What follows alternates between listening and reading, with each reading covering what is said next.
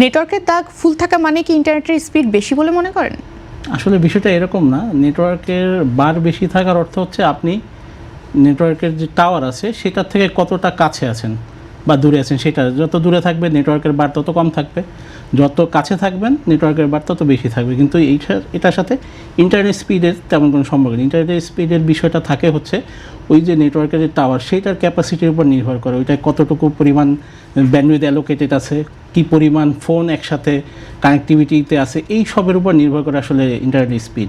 Internet স্পিডের সাথে ফোনের বারের যে দাগ বা নেটওয়ার্কের দাগ এগুলোর কোনো সম্পর্ক নেই। তাহলে আমরা কি করে বুঝবো আমার ইন্টারনেট স্পিড কেমন? আসলে স্পিডটা তখন স্পিড মিটার আছে সেটা থেকে মাপা যেতে পারে যে আপনি কতটুকু স্পিডে আছেন। আসলে এটা সাধারণত নির্ভর করে নেটওয়ার্ক যে প্রোভাইডার, যে আপনাকে সিম প্রোভাইডার যে সেই কোম্পানির উপর নির্ভর করে আসলে সে কী পরিমাণ স্পিড দিচ্ছে। আসলে এটা কনস্ট্যান্ট হওয়ার যে একদম কনফার্ম এই পরিমাণই থাকবে ফিক্স, এটার কোনো আসলে উপায় নেই।